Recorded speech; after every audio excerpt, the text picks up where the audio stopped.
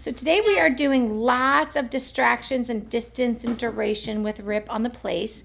So place behavior is excellent because you can use it anywhere. You can use it at the front door.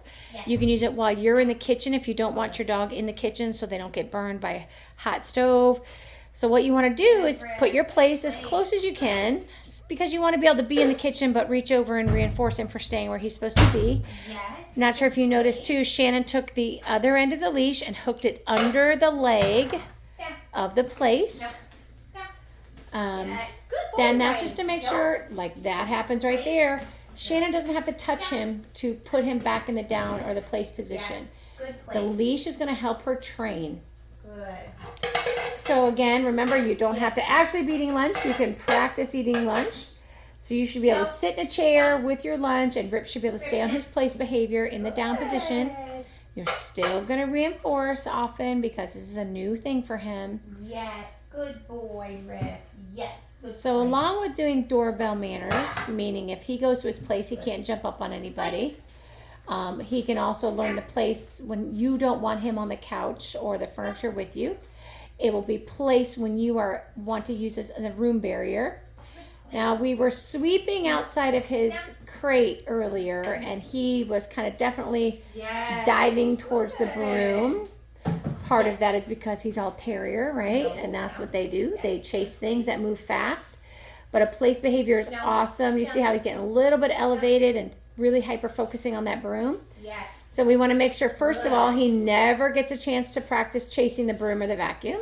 So that might mean he gets put away when you are actually vacuuming or sweeping.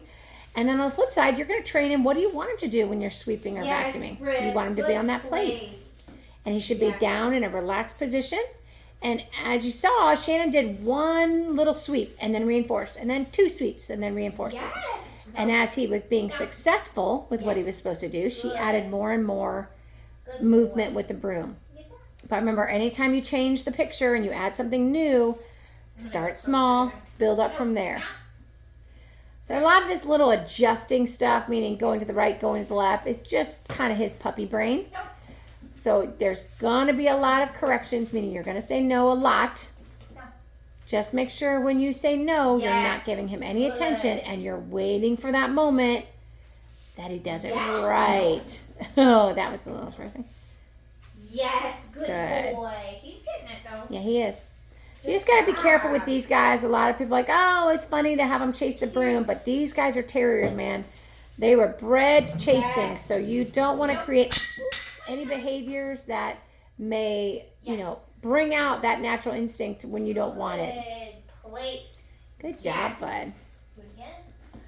Also, did you notice how that broom fell? And we didn't mean for that to happen, but Shannon did not make a big deal. It wasn't like, oh my God, my poor baby, I didn't mean to scare you. That's not what we're going to do. Just play it off like it's no big deal. Reinforce him for staying up there and move on with your session. So this is his little terrier coming out here. Good. So if you find that he's breaking behavior a lot, you might have to back up. And reinforce him. We might have gone too fast, but I think he can do it. He's just being impatient, waiting for his treat.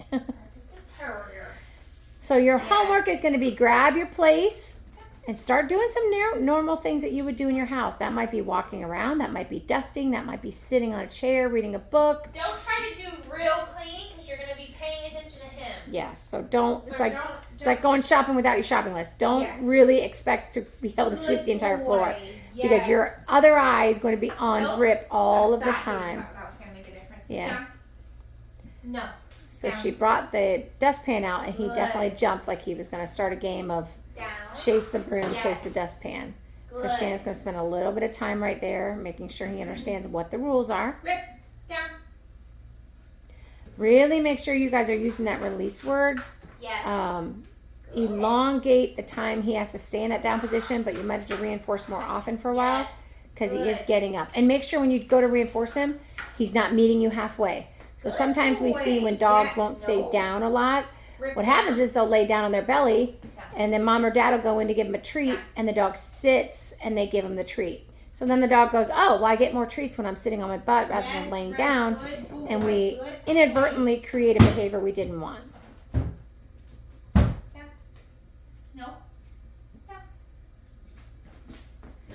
Good. So that's about 5 minutes. So that's plenty long enough for a session.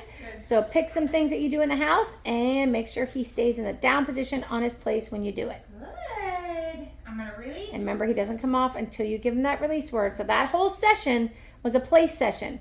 And he didn't come off, but he wasn't also in the down position as well. So he's going to stay there until Shannon says, okay.